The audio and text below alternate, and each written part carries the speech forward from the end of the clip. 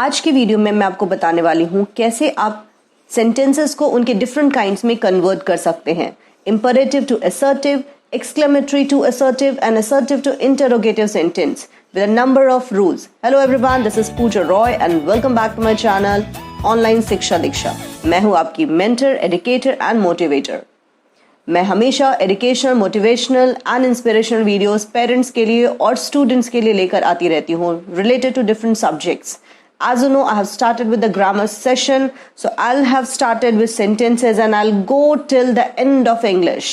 You know, English is very vast, so I'll make sure that you understand each and every point of English. In this video, I am going to teach you imperative to assertive means finally transformation of sentences. I'm going to change different kind of sentence in their different kinds. अगर मेरा ये आपको video पसंद आता है तो मेरे इस चैनल को सब्सक्राइब कर दीजिए और वीडियो को लाइक करना बिल्कुल ना भूलें. Press the bell icon and share with all your friends. I request please watch this video till the end so that you understand each and every rule properly. आप सारे वीडियोस को, सारे points को बहुत अच्छे से देखना ताकि आपको सारे रूल्स अच्छे से समझ में आ जाए. So let's get started. Before going to start with transformation of sentence, let's discuss in a very short what is imperative and assertive sentence. So imperative sentence is what? The one which gives command or an advice or a request. That's called an imperative sentence. Assertive sentence, the sentence which is giving a kind of statement or a fact, means the normal sentences. Now when we talk about interrogative, it is asking questions. An exclamatory sentence is always there a sudden feeling, a sudden expression. These are the kind of sentences. So first we are going to start with imperative sentence to assertive sentence. Rule number 1. Let's take an example of imperative sentence. Do the work. Do the work. अब आप इस sentence में देखिए, the sentence is here like do is a verb. जैसे मैंने आपको पिछले वाले सेंटेंस में बताया था कि how to identify imperative and assertive sentence. अगर आपको सेंटेंस के टाइप्स में कोई डाउट है and if you want to go for in detail, आप मेरे प्रीवियस वीडियो में चले जाइए, साथ में मैं इसका लिंक भी डाल दूंगी, आई बटन में भी ये वीडियो होगा, तो आप एक बार जाके चेक कर लीजिए if you have any doubt related to sentences. So मैंने लिया पहला एक सेंटेंस, डू द वर्क. अब इसमें होता क्या है, जब इस तरह के सेंटेंसेस आते हैं तो हमें करना ये है कि इसकी जगह पे सब्जेक्ट ऐड कीजिए एंड शुड को ऐड कीजिए. डू द वर्क में एक सब्जेक्ट ऐड कीजिए. अब आपको पता है इंपरेटिव सेंटेंस में सब्जेक्ट क्या होता है, subject is always you. So subject is you plus should and rest will go the same. So you should do the work. Do the work और उसमें हम लगाएंगे सब्जेक्ट यू एंड प्लस लगाएंगे should and it becomes do you should do the work. ये है rule number 1. चलिए चलते हैं रूल नंबर 2 पे. मैंने एक सेंटेंस लिया जो है प्लीज हेल्प मी. नाउ अगर सेंटेंस में प्लीज हो या फिर kindly help me, so remember, if any sentence starts with the word please or kindly, ऐसे में हमें उसको replace करना होता है. Replace by what? Replace by you are requested to. So the sentence, imperative sentences, please help me, और इसका replacement होगा into assertive sentence, means transformation होगा into assertive sentence as you are requested to help me. Means आपने क्या किया, please को लिया और प्लीज को या काइंडली को रिप्लेस किया यू आर रिक्वेस्टेड टू, और उसके बाद आपने एग्जैक्टली वही इंपरेटिव सेंटेंस का वर्ड डाल दिया हेल्प मी. चलते हैं रूल नंबर 3 पे. रूल नंबर 3 सेज अगर आपके पास कोई नेगेटिव सेंटेंस हो like do not run in the sun.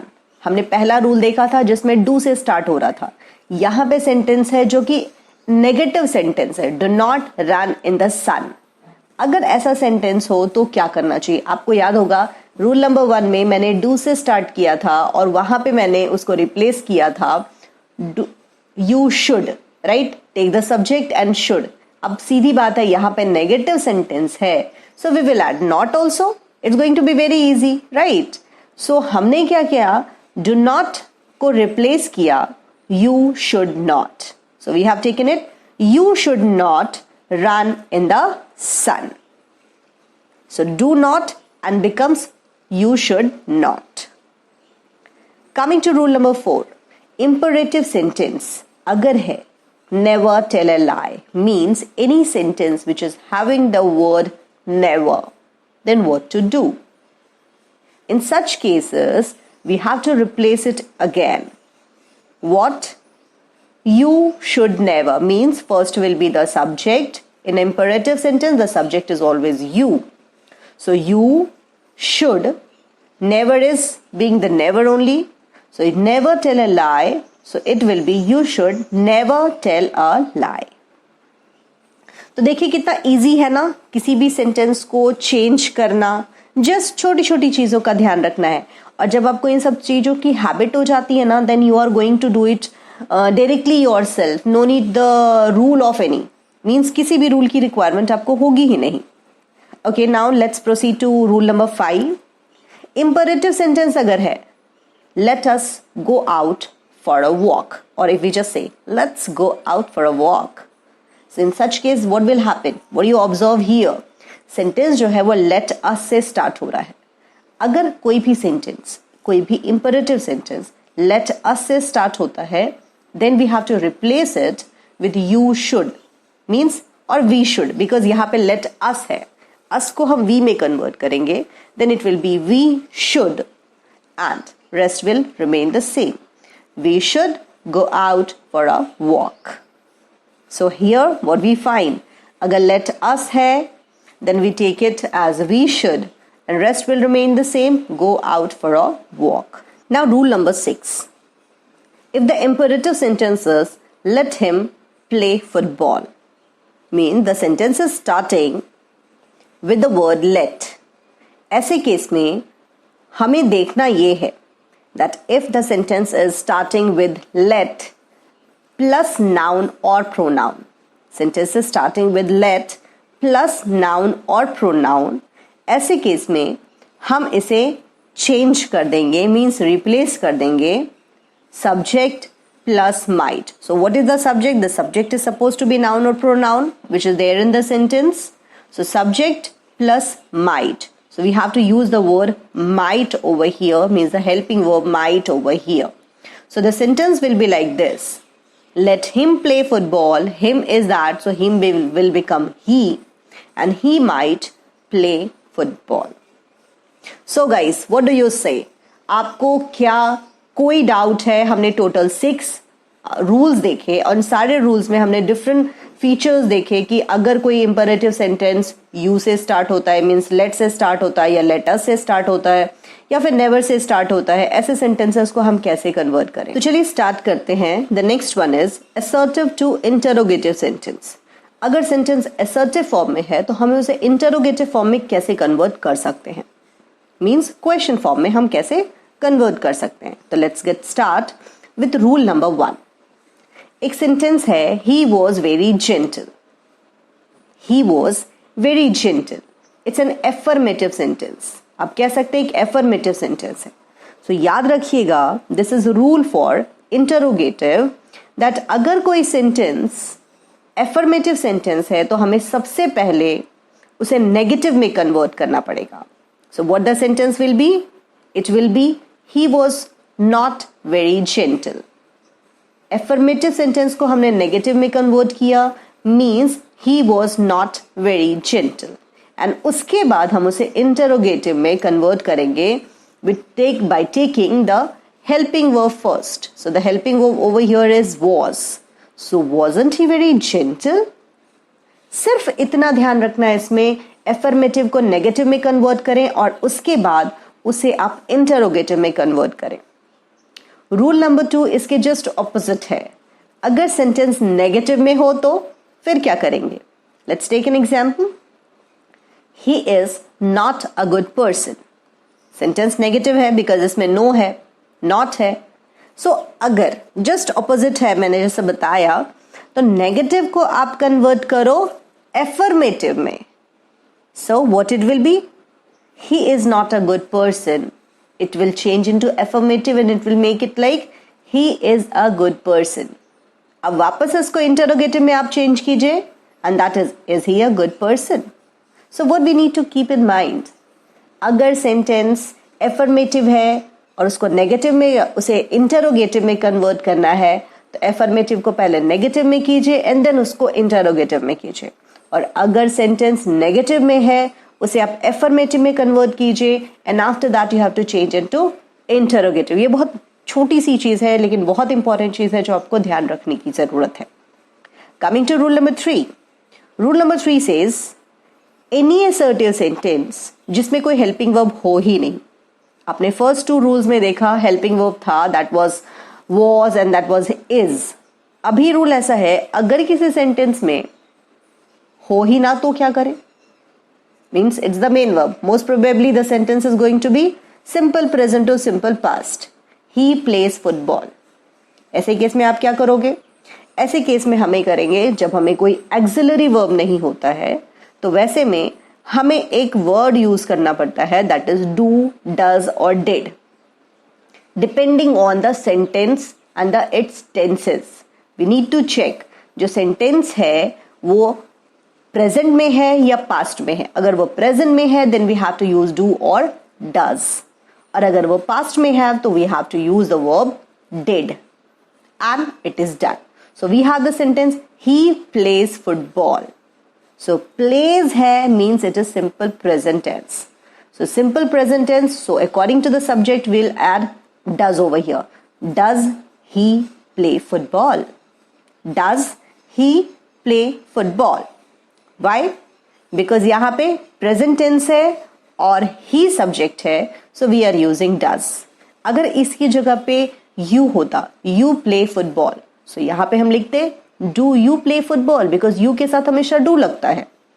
Now rule number 4. If the sentence is I never drink tea, means एक ऐसा sentence है जिसमें never word का इस्तेमाल किया गया है. So what to do in such case? Be very careful. अगर never word का इस्तेमाल किया गया है so we can change it exactly the way we used to, but we have to make a correction that अगर never का इस्तेमाल किया गया है तो आप उसको replace करेंगे ever से. नेगेटिव को पॉजिटिव में कन्वर्ट करेंगे, नेवर को एवर बनाएंगे और उसके बाद हम उसे इंटरोगेटिव में कन्वर्ट करेंगे. For an example, I never drink tea. You just take it as I drink tea. So if I take I never drink tea, so अभी क्या होगा? Drink tea. इसमें कोई एक्सिलरी वर्ब नहीं है. अगर एक्सिलरी वर्ब नहीं होगा then we have to use the verb do, does और did according to the tense and according to the subject. चूंकि ये प्रेजेंट टेंस है then will take it this way. So what it will be? Do I. Now never will become ever. Do I ever drink tea? Do I ever drink tea? So पहले use किया do का and then I used I and never replaced by ever and drink tea will remain the same. But make sure every time interrogative sentence में जब आप change करोगे हर समय question mark का इस्तेमाल किया जाएगा. Don't forget. अगर आपने नहीं किया then it will be wrong. Coming to rule number 5. The sentence is everybody wishes to be happy. Everybody wishes to be happy. Now the question is, if the sentence starts with everybody or everyone or all, then what do we need to write? How do we start? So ऐसे cases में हमें start करना है WH word से, means who. WHO. Who doesn't, who don't, who didn't. It depends on the tense of the sentence. Remember, everybody, everyone और all से जब sentence start होता है तो वैसे में हम use करते हैं who. The sentence starts with the word who. और फिर आप sentence का tense check कर लीजिए as it is present tense. So here we'll mention who doesn't wish to be happy. Who doesn't wish to be happy.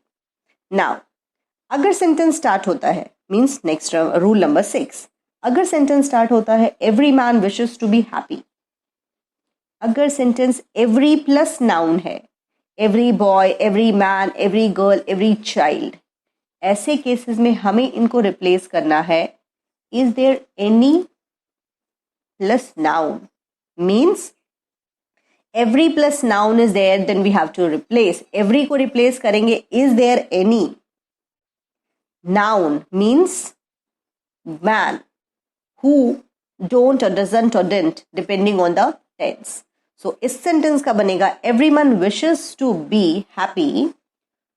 Is there any man who does not wish to be happy? यहां पे ध्यान दीजिए, यहां पे does not है. क्यों? और doesn't है. क्यों? क्योंकि हमने man को यूज किया है. Man is a noun over here. और man के लिए हमेशा does और does not का इस्तेमाल किया जाता है. So is there any man who doesn't wish to be happy? So बहुत चेंज है. पिछले बारे में हमने everybody यूज किया था और every person यूज किया था और all यूज किया था. यहां पे हमने यूज किया every man means every plus a noun. ऐसे केस में is there any man who doesn't wish to be happy and last comes the question mark. तो चलिए शुरू करते हैं rule number 7. So rule number 7 है nobody could count my love for you means a sentence is starting over here with the word nobody, no one or none. So what to do? If the sentence is having nobody, no one or none, ऐसे case में हमें इसे directly replace करना है who से. who से replace करना है. याद रखिएगा nobody, no one और none हम उसे who से रिप्लेस करेंगे. और how will be the sentence now? So the sentence will be who could ever count my love for you? Nobody could count my love for you. Who could ever count my love for you? यहाँ पे मैंने एक word add किया है that is ever. Remember that is ever. So who could count my love for you? Instead of that, it will be who could ever count my love for you? And end comes in a question mark. So let's start with rule number 8. अगर sentence ऐसा हो जिसमें example लेती हूं मैं. There is no use of this law. There is no use of this law. अगर sentence start होता है देर इज नो, उससे आप रिप्लेस कर दीजिए इज देयर एनी और हु और what. So let's take how do we use it. Is there is no use of this law. What is the use of this law? Depending on the subject, depending on the word. For an example, here we had the word law. अब law में who तो नहीं लग सकता, वहां पे हम what लगाएंगे. So what is the use of this law? And ending in a question mark. So there is no use of any law or this law. There is no को use करेंगे. What is the use of this law? अगर आप दूसरा example लें जिसमें एक noun हो and the person. So there is no man happier than Jamin. So who is happier than Jamin? यहाँ पे हमने who का इस्तेमाल किया, वहां पे हमने what का इस्तेमाल किया. So we need to check अगर सेंटेंस स्टार्ट होता है there is no से, तो हमें उसको according to that हमें चेंज करना है. is there any है तो वहां पे who करेंगे person के लिए and what करेंगे things के लिए. Coming to rule number 9. If the sentence is like this, it is no use of taking unfair means in the exam. It is no use of taking unfair means in the exam. Sentence कैसे start हुआ? It is no. अब it is no को क्या करोगे? It is no को directly हम replace कर देंगे इज देयर एनी और वाई. इज देयर एनी और you can use why. So we just take an example. Is there any use of this? So we'll mention why is the use of or why is the use of taking unfair means in the exam. So we'll take it. Is there any use of taking unfair means in the exam? Or we can take it. Why take unfair means in the exam? Coming to the last rule of rule number of means assertive to interrogative. Last rule says it doesn't matter if you fail in the exam. अगर कोई sentence it doesn't matter से शुरू हो तो आप क्या करोगे? ऐसे केस में it doesn't matter से अगर शुरू होता है तो we have to replace it by what though does it matter. It doesn't matter बहुत easy है ना. It doesn't matter, does it matter. So हम इसे कर देंगे, थोड़ा easy ले लेते हैं. Does it matter if you fail in the exam? और दूसरा लेते हैं what though if you fail in the exam. So remember, if the sentence starts with it doesn't matter, उसको बस आप रिप्लेस कर दीजिए what though and rest will remain the same. Now we are proceeding to exclamatory into assertive sentence. अगर कोई sudden feeling है तो आप उसको without changing the meaning of that, how can you change it into assertive sentence? बहुत थोड़ा सा complicated लगता है क्योंकि exclamatory जो होता है it's full of emotions and assertive has no emotions like that. Means जो sudden emotions थी वो तो इसमें नहीं है. So let's go for that. Let's take the rule number 1. Rule number 1 है one example. Let's take an example. How fortunate you are. How fortunate you are. So अगर आपको इस सेंटेंस को चेंज करना है so हम क्या करेंगे, उसे हम चेंज करेंगे how अगर यह what है, what a fool you are और how fortunate you are. अगर ऐसे कुछ सेंटेंसेस आते हैं ना तो उसे हम रिप्लेस करते हैं very से, but very should come before adjective. How fortunate you are very fortunate. What a fool you are a great fool. So हम उसे या तो very से या तो great से replace करते हैं and it should be coming before the adjective. अगर great use किया है तो वो noun के पहले लाओ और अगर very use किया है तो उसे adjective के पहले लेकर आए. Coming to rule number 2. Sometimes क्या होता है, the subject and verb may be eclipsed. कैसे eclipsed होंगे, अब देखिए एक सीन है, what a beautiful scenery. What a beautiful scenery. तो हम इसको क्या करेंगे, चेंज करेंगे, बहुत इजी है. It is a very beautiful scenery. What a pity. It is a great pity. What a pity. It is a great pity. Coming to rule number 3. अगर कोई सेंटेंस हुर्रा और ब्रावो से start हो रहा है, means all of a sudden like exclamation of happiness, ऐसे matter में exclamation of joy, rejoice, ऐसे केसेस में how should we write down the sentence? If the sentence is hurrah, we have won the match. Now we will replace this hurrah और bravo, be replaced by we rejoice that or it is a matter of joy that, and rest will remain the same. Rule number 4. अगर कोई sudden sorrow है, example, so वैसे क्या करेंगे? It is a matter of sorrow or grief. It is a matter of sorrow or grief that. Rest will remain the same. Alas, he has failed. Now, alas is the word, so it is a matter of sorrow that he has failed. So, जब joy है, happiness है, there we have to mention it is a matter of joy that, और यहाँ पे use करेंगे it is a matter of sorrow that. Or another way to use is we mourn that. We mourn that he has failed. Means we are feeling very sorry for that. Coming to rule number 5. For changing exclamatory into assertive, what the sentence is? Had I the wing of a bird? ऐसे cases जो होते हैं ना जहाँ पे कुछ wishes होती हैं, अगर मेरे पास कुछ ऐसा होता, if I would be the prime minister, I would definitely work on so many things.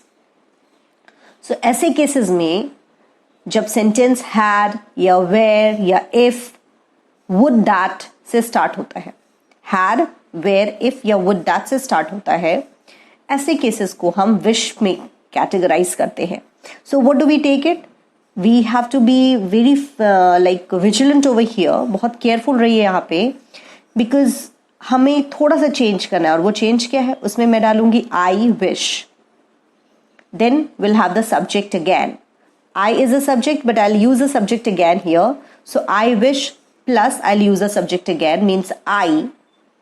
Here we have to use were or had as an auxiliary verb. Were or had plus rest of the part. So if the sentence is had I I the wings of a bird.